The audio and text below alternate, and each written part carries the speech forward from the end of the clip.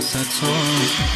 چه حالی داشتم مال اون روزامو داری تو الان. تو دست من بود دستای اون که تو دستت الان. یه روز به حرفم میرسی امروز یادت بمونه. رفتنی میره میدونم محال یارت بمونه.